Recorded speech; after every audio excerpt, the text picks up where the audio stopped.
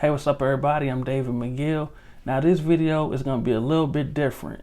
To bring y'all some more value, I'm going to be shooting this quick Q&A video where I'm going to be answering some of the questions that I get asked in my comment section. Now before I answer these questions, I'm going to shout out my insurance agent and friend Paul, because he watches all of my videos, and if I get into these questions without giving this disclaimer, he's going to cringe. So let me read this disclaimer real quick before we get started. The information contained in this video is for educational and informational purposes only. This video does not constitute a client-agent relationship between us. So in a nutshell, this isn't, official consulting. Now, if you are looking for personalized consulting, then you can book a 1-hour strategy call with me. And the information to do that is found in the descriptions of all of my videos. Now let's get into answering some of these questions. The first question comes from Irvin Moore. And his question is, can you do a video on how to transfer a vehicle into your company name? I bought a truck before I started my business, so it's under my name. I want to know what I need to do to transfer it to my company's LLC. Now, Irvin, if you bought this truck cash and there are no liens on it, then you can just simply transfer the title from your personal name to your LLC's name by just going to your, license branch and transferring the title there. It won't be a big deal, if you don't have any, if you own the truck outright with no liens or anything like that. Now, assuming that you do have a lien on it, like if you bought the truck and you're making payments on it to a bank, and I'm also going to assume that you're going to be using this truck to run your trucking business, then the process is going to be a little bit different. You won't be able to just transfer the name from your personal name into your business name because there's a lien on it. But if you're using it for your trucking business, then you should be able to go down to your Department of Revenue Motor Carrier Services Division, and when you're getting your plates for your truck, you should be able to fill out what's called a statement of existing lease agreement, where you'll just be doing a lease from your personal name into your business name. You'll sign it as the lessee and the lessor, and you'll turn that into your state's Motor Carrier Services Division, and they'll be able to, handle everything from there. Now, the next question is from D. Brown. David, on the unloading part, is it possible to have the driver unload? Now, I think D's question comes from a video where I talked about the first load that I ran where we had to pay a lumper. Now,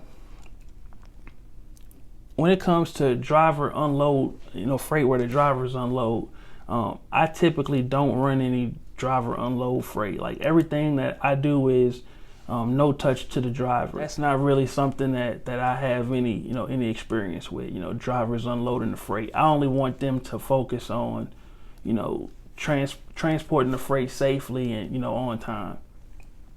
Now, there was one situation where I had a driver call me because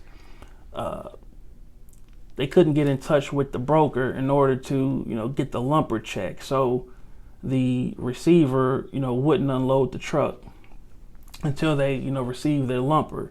So in that case, what we had to do was my driver, he just dropped the trailer, left the trailer right there in the dock, and bobtailed over to the truck stop, hit the ATM, got cash, and then came back and paid the lumper so that we could have everything unloaded. Now, I guess another thing I'm thinking about is just the practicality of having your drivers unload a truck. Keep in mind, a lot of these loads sometimes could be 40,000 pounds. So if you have a driver, doing all that stuff, then that's going to be a lot of work on them. And that's just not something I'm not interested in doing myself. The next question is from Anthony Harris. He's asked, who was your mentor? That's a good question. So I didn't have like an official mentor when I was starting my trucking business. I knew other people who were in trucking, so I had watched them for a while, and once I actually got into the trucking business for myself, I met other people who had a lot of experience. So every once in a while, I'd pick their brain, we talk and things like that. So, but as far as having like an official mentor, I didn't have any. I would just, talk to just different people along their journey as we, ran across each other. So another question from Judah Benjamin is, do you have any experience or any more advice for dump truck owners? I did watch your video on it. Now, Judah, I don't have any direct experience with running a dump trucking business. Anything that I know about dump trucking businesses, I've learned it from working with my clients. So the only advice that I'll give is no different from, any other trucking business. I would say make sure you have an understanding of where you're going to get the work from. The revenue, the incoming cash to the businesses, that's the lifeline. So if you don't have a clear path to, generating revenue, then I would recommend that that's where you start, finding out where you can get the work from in your local area. Next question from Profit Wages. I'm 23 and looking to get into the business. I have money put away. I watch a lot of your videos and you have been very helpful. I plan on buying a truck, but not sure if it's better to get a dump or a truck and flatbed. I'm gonna do both ultimately, but which one would you recommend? Now, that's an interesting question. Now, when it comes to dump trucks and flatbeds, the type of work is completely different. It's gonna be different lifestyles, different ways to go about, getting the load. So if you're not sure which one of those businesses you want to start, because they're so different from one another, I would suggest that you come up with a list of the pros and cons and what the requirements would be for having a dump truck business in your particular area, and doing the same thing with the flatbed work. And once you have that list, then you'll be able to determine which one is going to work best for your goals and your lifestyle. Because what I'll say is, here in Indiana, dump truck work, isn't necessarily year round because of the weather that we have. Like, we get snow sometimes. So, dump trucks typically don't operate in the snow. But with dump trucks, a lot of times, you don't really see any over the road dump truck drivers. So they're home every day. Now, with a flatbed, that's going to be different. Some flatbed drivers go, over the road. But then the type of work you're doing is also going to be different, because as a flatbed driver, you're going to be responsible for securing the loads, strapping and chaining and tarping loads down. So it's just two completely different businesses. So if you're still in the phase where you're not sure which one you want to do, like I said, I would just recommend putting a list together and then, picking which one makes the most sense for your situation. Next question from Johnny Smith. It's interesting you never drive a truck but got into this business. How come? That's a good question, Johnny. So the short answer is I saw an opportunity and I went for it. The long answer is I have a video coming soon where I will actually go into a lot of detail on how and why I got started in the trucking business. Because like many of you know, I don't have a CDL. So that's one of the most popular questions I get asked is, what made you get into the trucking business? So in a later video, I'll go into a lot of detail and explain that to you guys. Another question is from Dare Micah. My question is, can I lease out my box truck to companies over a period of time? And can I get paid weekly or monthly?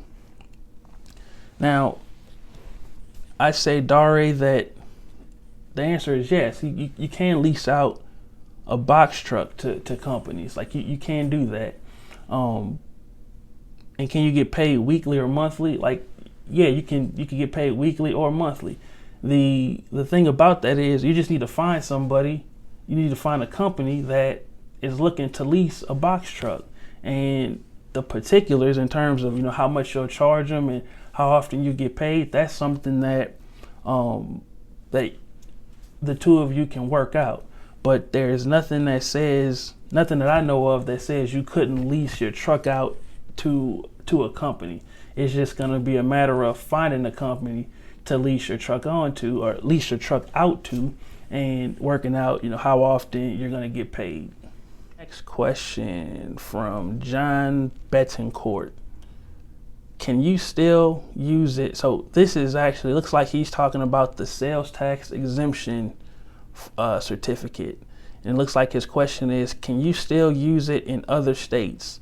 I'm based in Texas, but I usually buy parts in other states like New Jersey. Do I need to have a different certificate?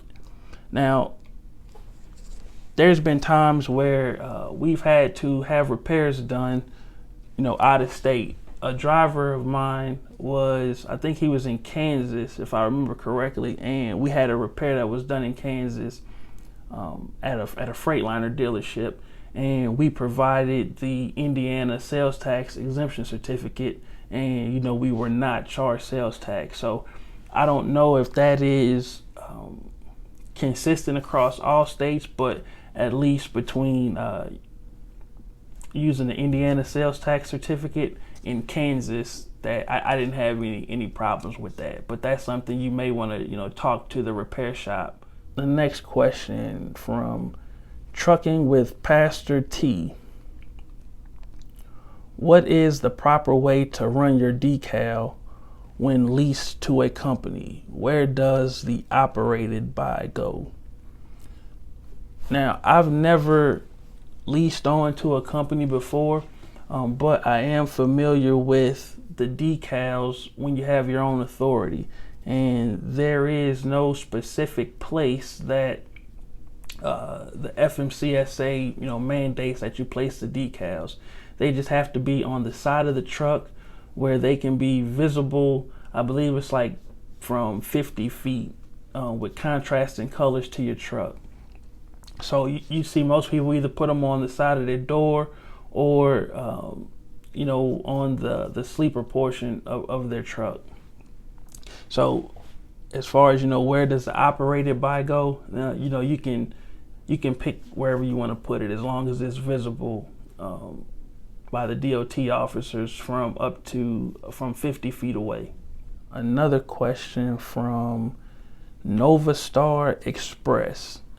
Are you into real estate investing? That's an interesting question.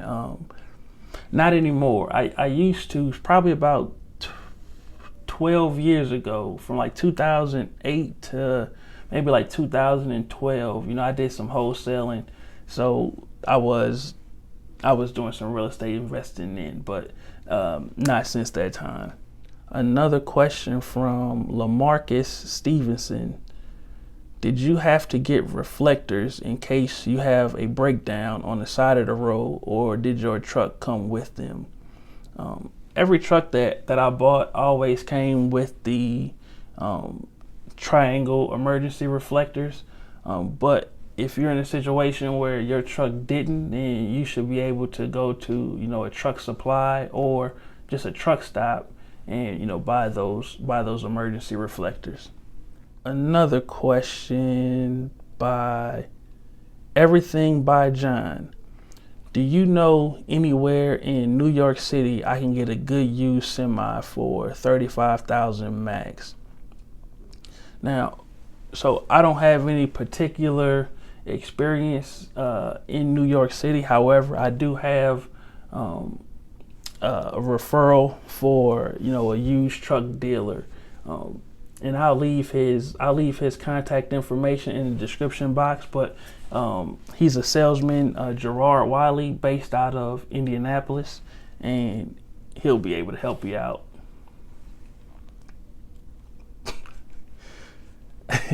Hey, somebody put on one of the videos that I had the picture of Frederick Douglass. They said that it was Morgan Freeman. That's funny. Now, hopefully you found this Q&A helpful. And like I said earlier, if you're looking for customized or personalized consulting, then you can book a strategy call with me, and the information to do that is in the description of all of my videos. Now, like always, if you found this video helpful, please give it a thumbs up, and let me know in the comment section if you want to see more videos like this going forward. If you haven't done so already, please subscribe to the channel, and if you know anybody else who could benefit from this information, please share this video with them. And as always, thanks again for watching.